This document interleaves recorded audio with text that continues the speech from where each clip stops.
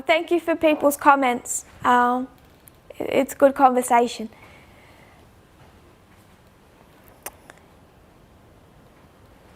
So what we have to come to recognize then is there are differences through this history where it's not exact fractals, and I think we're already familiar a little bit with that concept.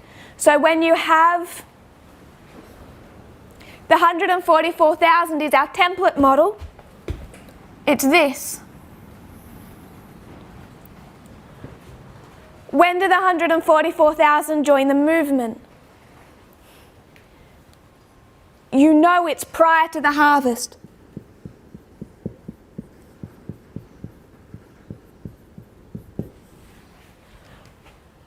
When did the Gentiles join the movement at the end of ancient Israel?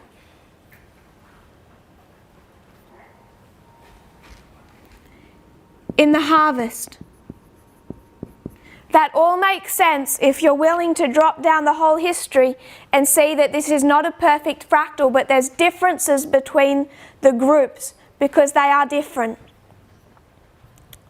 Brother Russell, it is the same methodology of manipulation used by FFA, saying that the Jordan is Panium, then saying they are expecting the second messenger in the future at the Jordan. Yes, they have taken these histories and they've manipulated, stretched them, cut them up, condensed them. And when you do that, you start making wrong applications, dangerous applications.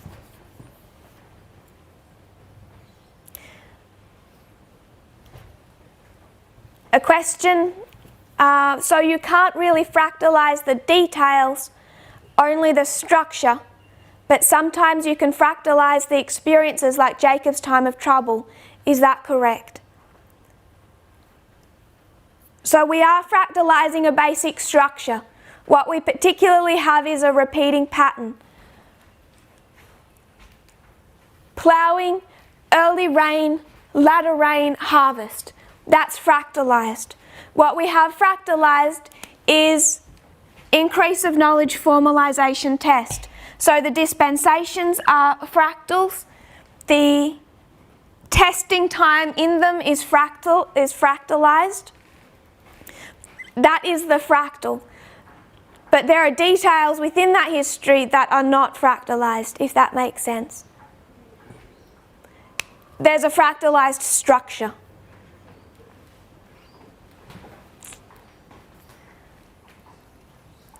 That helps us to see why there are differences in this history. You can't have the Gentiles coming in their ploughing time. What are the disciples going to teach them prior to the cross? In fact, many people right now are worried because in this history, in the early reign of the Levites, between 14 and 19, they were telling Levites that Donald Trump is the last president of the United States, and now people feel shaken that they might have been wrong. What do you think the disciples were telling people in this history? And now the disciples have to go to those same people at Panium and apologize, don't they? That's the problem with dealing with real life events. We can talk about being hidden, but in reality, hidden can only go so far. We're not in an isolated bubble. I'm pretty sure that Peter, now I'm dealing with a fictional story, when he goes back to the church at Pentecost, or he goes to the Gentiles after 34 AD, he runs into the cousin of the man whose ear he cut off. And he's going to say, I know who you are. You thought you were going to overthrow Rome. In fact, you cut off my cousin's ear. Their mistakes and their training is visible, even though we can call that a hiding time period, even though that there is this layer of protection. Our training time period, which we have been and still in, is a time period when we have to unlearn mistakes.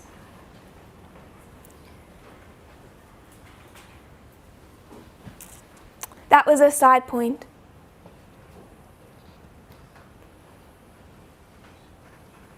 So I've discussed before about this top line being like a body.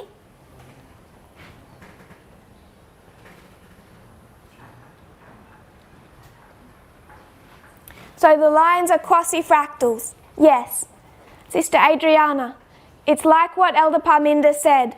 We had it very simplified to help us understand, but now we are getting more detail. Yes, and I don't think that more detail is necessarily more, it doesn't have to add a painful degree of complication to our message. It's what we've understood for some time, even when it comes to the difference between when the 144,000 join in comparison to when the Nethinims join. We've always been dealing with quasi-fractals. And it's a manipulation of that history that is not another viable way to look at that history, but a dangerous manipulation of it. What is fractalized is the ploughing, early rain, latter rain, harvest. The understanding of that they have a time of the end where their testing begins, that there is a Sunday law here that's progressive to Daniel 11:41, that there is a shut door and a testing and a time of trouble. All of that becomes fractalized, but the details of the individual experiences of those groups, there are differences in. So the disciples are devastated at the cross. They've been forced to come to grips with not only that the nature of the kingdom is different to what they thought, but also they don't understand what just happened at that event. And they are afraid. You can't fractalize that to 2009. The cross does not fit there. I've wanted to do this first before addressing this question that quite a number of people have raised about the study of the internal and external change of leadership in 2014. So I might erase this work.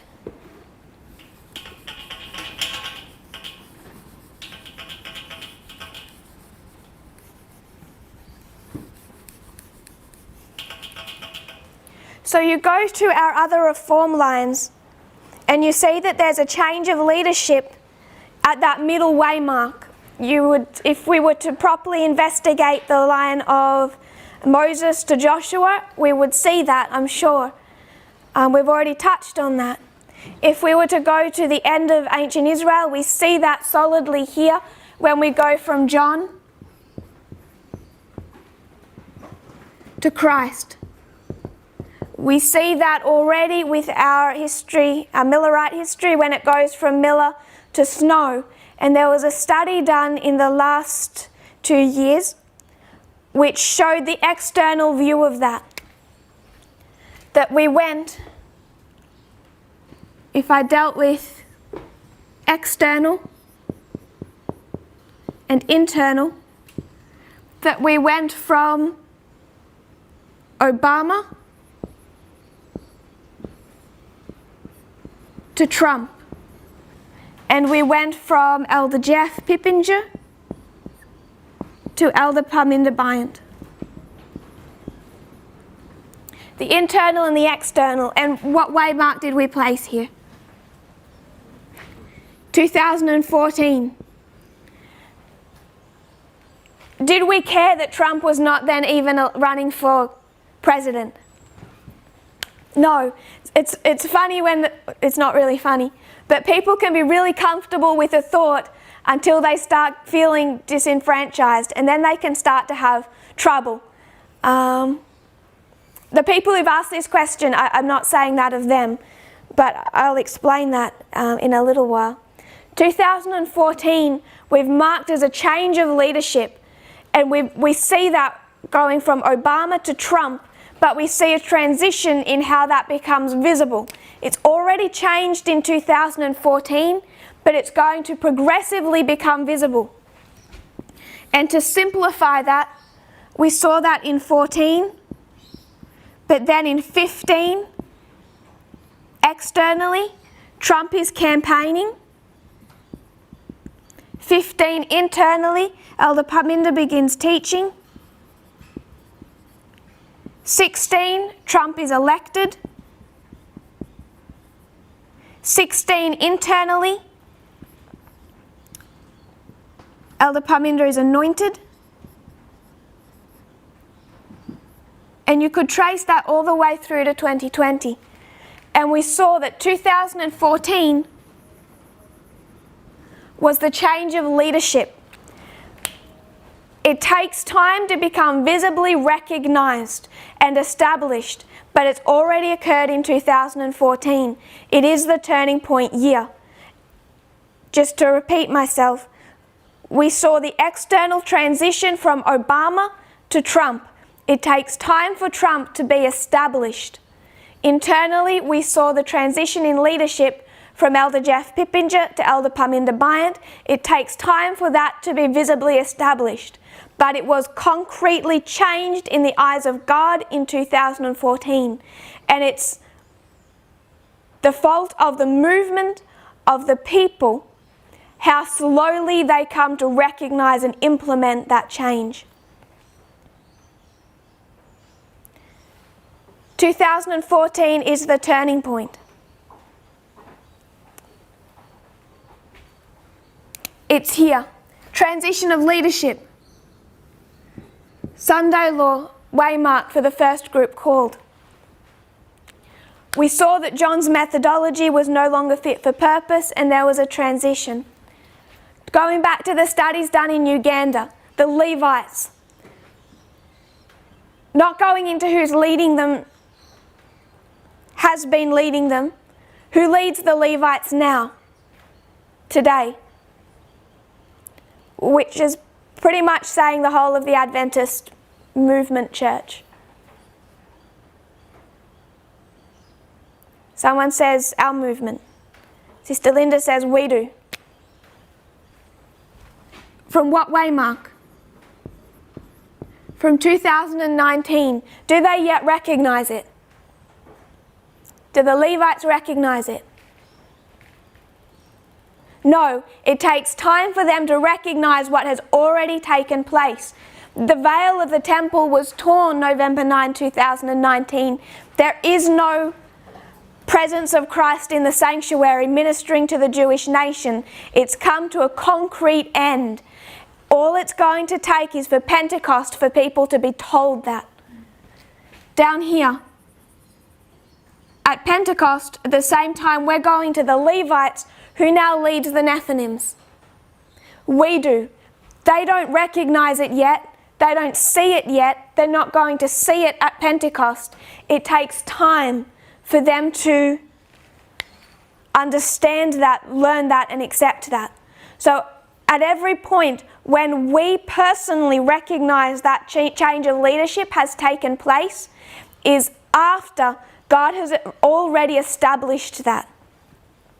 So, change of leadership 14, this is the movement.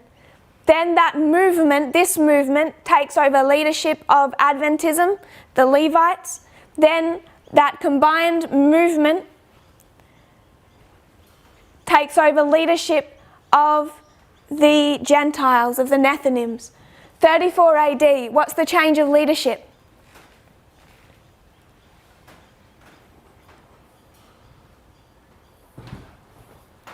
What's the change of leadership in 34 AD?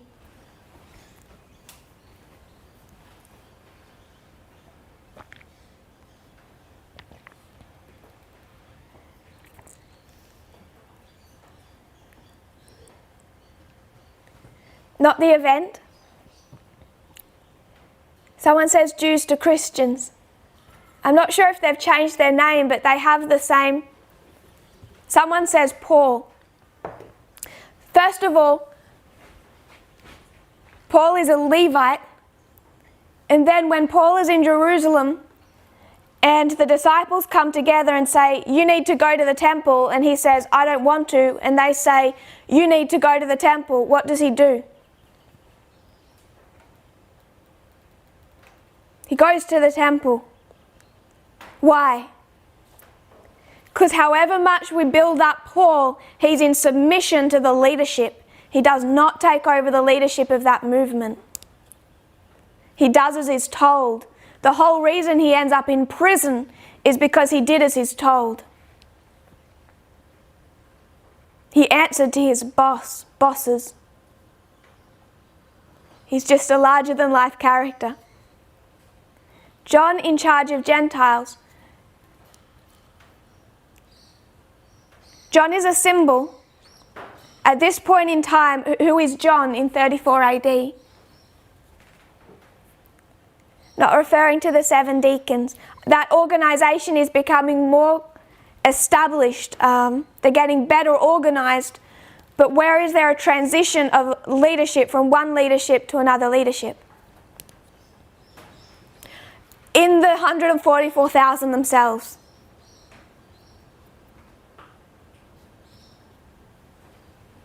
What I want to suggest everyone is doing is trying to use an absolute fractal.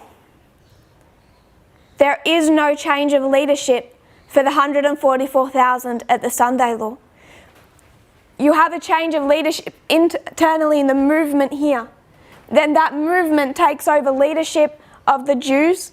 Then that movement takes over leadership of the Gentiles. But in 34 AD, it's the same disciples, the same leadership that are doing that work, that are leading.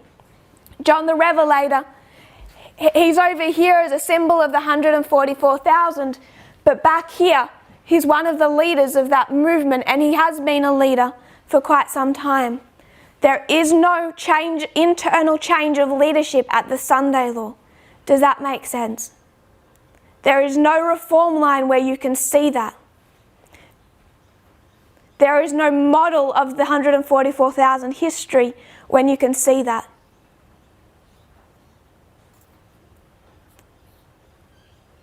Silence in the chat group. Sister Charity and Brother Blessing say that's clear. Sister Linda says there are no more shakings after this. It's a question. If you hope so, I will hope so.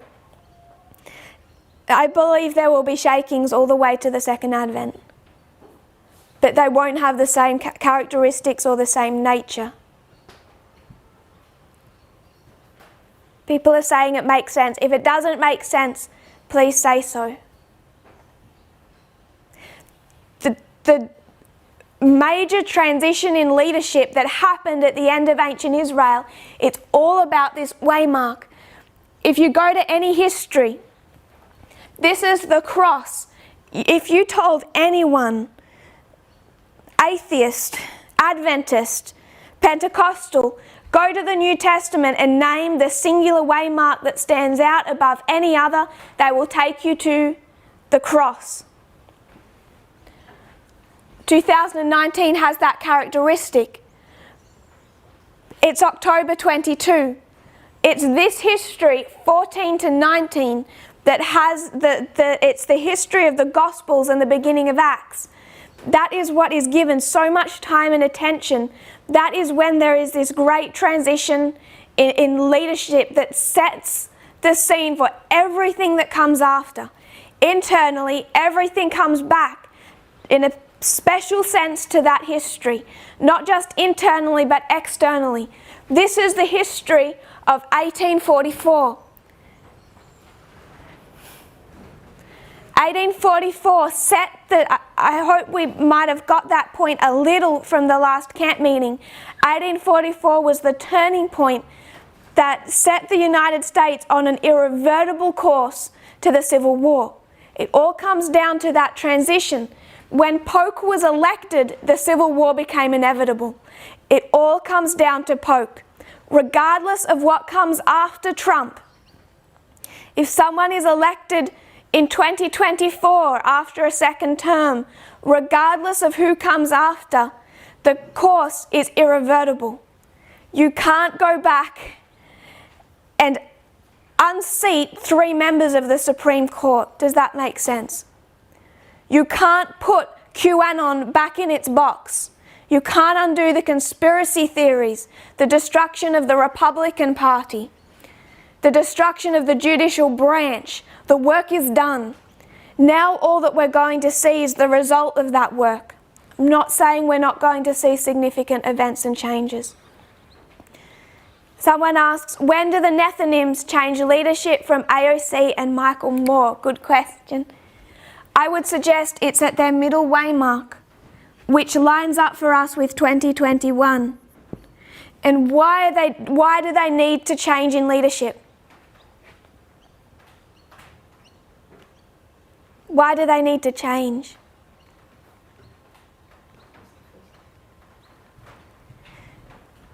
Because the leaders compromise, because they have errors too. They learn from us.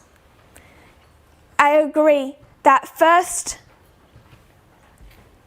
angels work, if we can use it in that external sense, they're using wrong methodology, they don't understand the nature of the kingdom of God, and they're no longer fit for purpose. In fact, in our history, that became evident in 2012.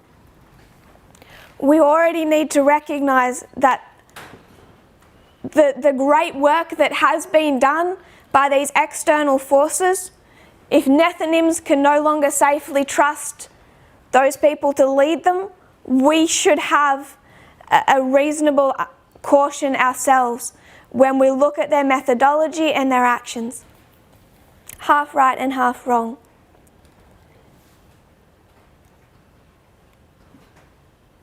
Irreversible, not irrevertible. Apparently that's not a word. It is a word. Okay, someone says it is a word, so it is a friend of my mother's and you can argue afterwards.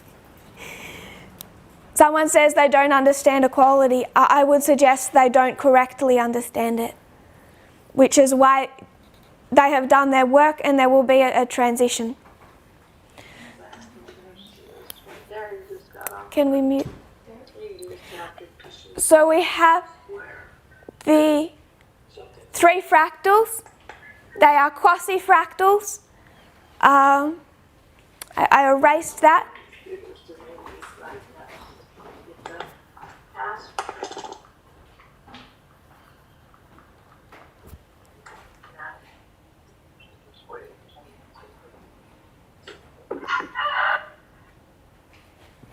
One more.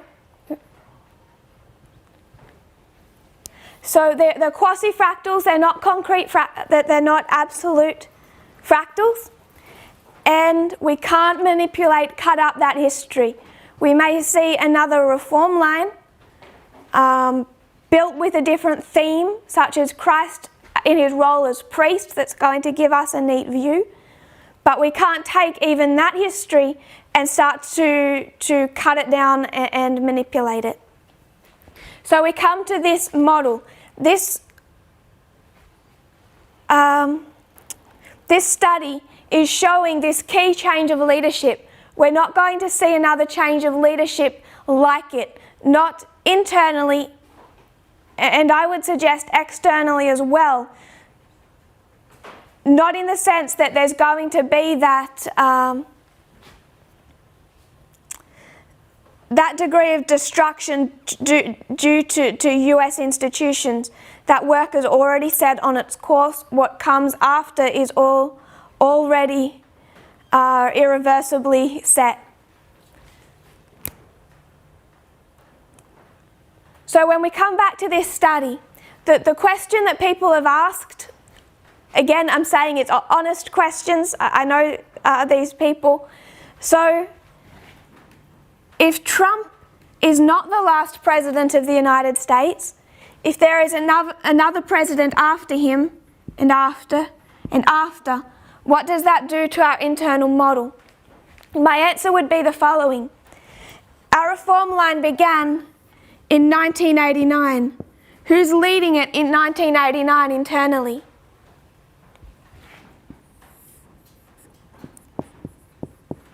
Elder Jeff. Who's leading it externally in 1989? You have Reagan, Bush Sr., Clinton, Bush Jr., and then Obama. Prior to Elder Jeff, did we have 4 sequential leaders of the movement?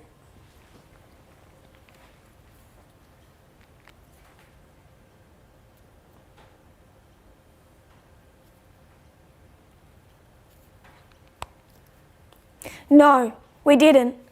It was Elder Jeff all the way from 1989 through to 2014. Externally, it's not the same. You have president after president after president after president. We took Obama as a symbol. We saw all that he represented. We saw this movement that would take us to the Sunday law, Trump, all that he represented, and we made an internal and external application of that history and applied it to 2014, but really to that whole dispensation.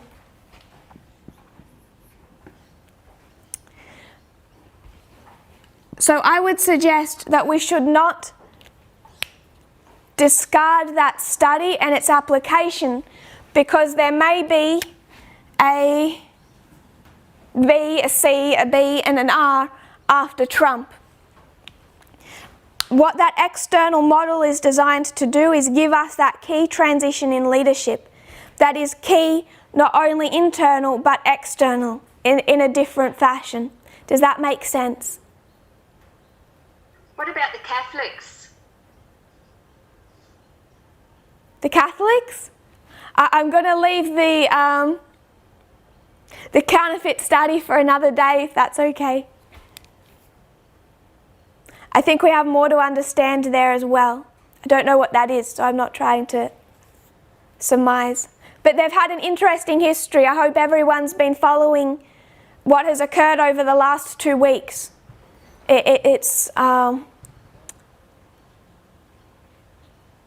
the true and the counterfeit model is still holding weight, and the organisation within that counterfeit structure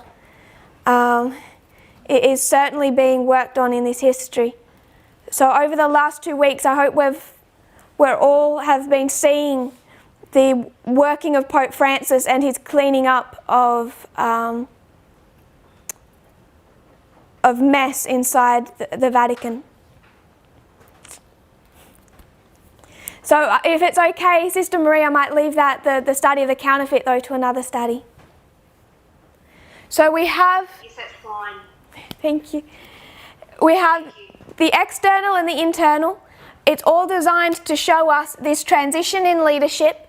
2014 is when that takes place, regardless of how long it takes people to recognise that fact. And it sets the course for what must inevitably come after. Elder Jeff was the leader from 1989, regardless of changes in the US presidents. Elder Parminder will continue to be a leader regardless of changes in the US presidents. It's not a model that's broken by that. If it isn't broken before, it's not broken in the history after. We would have to be consistent if we're going to say that this election shows a change of leadership here. We would need to be consistent and start going to prior elections and doing the same thing.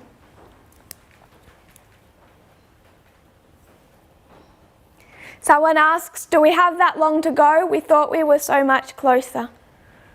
I really can't surmise about that.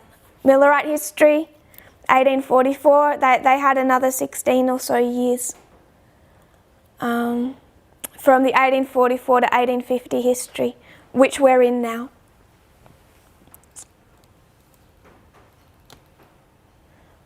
We have a lot of work to do, which is, as Elder Parminder said in the last camp meeting, is dependent also on our own willingness to partake in that. So this is questions that naturally come to people's minds, so I hope that becomes clearer. I've wanted to begin by demonstrating what type of fractals we're using and how we're using history. We're not extending it, we're not condensing it, we are taking it as it lays, as it's laid out in the Gospels, as it's laid out in Acts, and we're applying that to our own. We're doing the same with Millerite history, and when we come to it, we will do the same with the history of the beginning of ancient Israel, Moses and Joshua. We've seen that there are differences, that there is a structural fractalization, but there are different details through that history. And That applies in the change of leadership, it applies when people join the movement, etc. There are these changes. We can see that in Millerite history. They have a great disappointment at this waymark. It doesn't mean that at 1850 there was a great disappointment and a mistake made by Nethinims. They didn't make a mistake in 1850. So that doesn't go from fractal to fractal the same way either. When you say extend or condense, are you speaking to progression? That was a question. So, I'm not sure if I quite understand the question. When we're talking about, when I say extend or, I would say it's cutting up the history. So if one of the points that Elder Jeff made in the shaking last year was that he said that the work of Elder Parminder and myself was what was it in the history of Moses that he used? What event? When the man and the woman are together and Moses, the apostasy at the Jordan. And what mistake did he make? If you have a line of history that begins with the birth of Moses, and I won't address when it ends, then that apostasy with the Midianites happens here. And when Elder Jeff said it was happening over here, where we were in 2019. And at a quick review of that history, it would make more sense that this actually occurred in 2014. So he's going to take this event and he's going to stretch it over to the current shaking. The problem is you have to wrench it from its history. Does that make sense? That's what I mean when I say manipulation. It's this use they have of history that makes them come up with error after error after error in their message, not just recently, but going back into the time period when they were among us, that caused so many problems and misunderstandings in this movement. So we're out of time. That's been dealing with one question. Next week, we won't then go back to Millerite history. I want to address a couple of other questions I was hoping to do today, but we're out of time. And I'm sure Brother Luke wants all the time that we can give him. So I will make one point, since he's generously offered. I will make one point. I said at the beginning there are honest questions and there are dishonest questions. And what we've had recently with the shaking that we've experienced, particularly in Eastern Africa, particularly focusing in Kakuma, there are 4 men who particularly led in that shaking. And one of those brothers contacted me a little while ago. And I actually spoke in the presentation without naming him, but what he had sent me. And what he had sent me, in those messages he stated that he had stopped watching anything I presented. Hadn't watched before, would not watch now, because he says I'm doing nothing but repeating the same thing over and over and over again. So prior to a private or public split, what always happens first is people stop watching. And that is such a dangerous thing to do. That's what Elder Jeff did months before August and September of 2019. That's what these brothers did months before August, September of this year, when the shaking began to be addressed more concretely. And in that, these 4 brothers, what they have done is, as leaders in Kakuma refugee camp and in their own capacity outside Kakuma, there are people who depended upon them for access to presentations, and they were given the opportunity to download and share presentations, and they decided of themselves to not only stop watching, but also they were preventing other people watching. So you have a large amount of people, innocent people, victims of this shaking, who are losing access to our presentations. At the same time, these brothers are preventing them, holding back our presentations from them. And in that context, they start to ask the following questions. So when Elder Jeff finally left this movement in September 2019, he could not land a solid blow on the Midnight Cry message because he didn't even know what it was. He didn't even understand it to such an extent that he could attack it.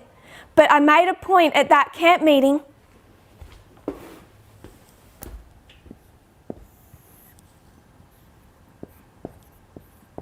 in 2019, in September, when Elder Jeff leaves, what he is saying is he disagrees with our message of equality, of the Sunday law, etc. But what he does say is that he believes in Acts 27. He believes in World War I, World War II. He says they're structurally sound models. He believes in time setting. He believed in all of that. And what was said at that German conference, the prediction that was made, was if he rejects this message, he's not just going to reject our understanding of the Sunday law. He's going to go back and he's going to reject our understanding of 2016, of the Republican Party and its responsibility for the Sunday law. He's going to go back and reject World War III, that entire model. He's going to go back and reject 2014 as the Sunday law. He's going to go back and reject 2012 as time setting. And from September to July this year, their message was entirely based on time setting. We said at the German conference, they start rejecting this. It's like a Jenga puzzle. If we know what they are, it's like that thread of a garment. You pull it, you lose everything. And these brothers, these four brothers who've led out, not only choosing to not follow the messages themselves, they've blocked and prevented others, and that will be fearful in the judgment. What the questions they are asking are questions such as, how can the work of Cambridge Analytica be the Sunday law of 2014? How much more have we understood 2014 in the recent weeks? The judicial branch, the legislative branch. We say that the leadership changed in 2014. 2014 is a midterm election. Why were the Republicans able to block Obama in the last 2 years of his presidency? In that midterm election, they win the greatest Republican majority in Congress since World War II. They take Congress in 2014. They're already controlling legislation.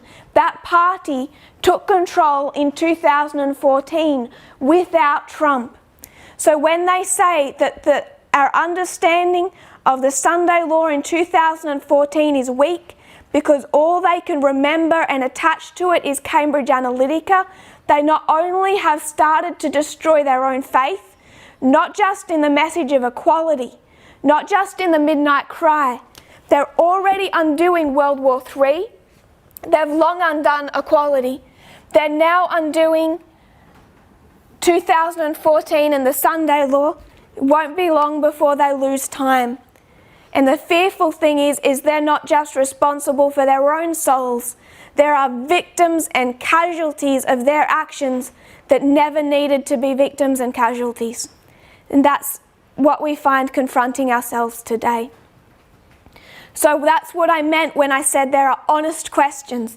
This is an honest question. I'm not challenged by people wondering about a change of leadership. What is not an honest question is when people stop watching presentations, start rejecting the conclusions of the midnight cry, and then unraveling what has been formally put in place, those waymarks which are rock solid. 2014 cannot be moved. Every investigation of it only makes it more and more sound. But when people begin, and they begin by ceasing to watch presentations and join with us in those studies, they begin with that action. Piece by piece, as Elder Jeff did, they lose everything that they've ever gained before. So in the next Sabbath, we're going to have one more Sabbath going over some questions. We do understand that the LGC ministry has a camp meeting coming, and we will use opportunities to go back and look at Millerite history. But if other people have questions or thoughts they want to add with the absence of schools, we need to have this opportunity to speak, to give voice together. So I hope I was blessed by everyone's input. Thank you. If you kneel with me, we're going to close in a prayer. I'm sorry for going over time. Dear Father in heaven, thank you for our blessings. Thank you for how you have led and guided. We know, Lord, that we have much to learn, and yet we see what you have taught us. And I pray if anyone looks at these messages and sees a lack of love, that their eyes might be opened. We pray for those in Adventism who are looking at chaos, at pain, at the whole world in revulsion, and have no explanation except to think that maybe you are a deist God. Maybe you don't care enough to be involved, to talk to us and tell us what's happening. We know you do care. I pray for those, Lord, who through no fault of their own are having the truth withheld from them. I pray that the light will shine into those places, that as many as possible might be reached with those this movement's message, and as many as possible who have understood it and are finding that that light is being withdrawn from them by the stranglehold of others, that they might find another avenue, another access to that light, that they might be saved. I pray that everyone will feel their individual responsibility in whatever capacity we can to share that light, and also, Lord, to share it with an understanding of correct organisation through the model of a correct organisation. Please help us in this process as we battle with so much in this dispensation. I put this movement in your hands, Lord. It is yours. You will lead it to success, but as Elder Parminda taught us in the last camp meeting, we don't just pray for success. We pray for overwhelming success in the number of souls saved. In Jesus' name I pray. Amen.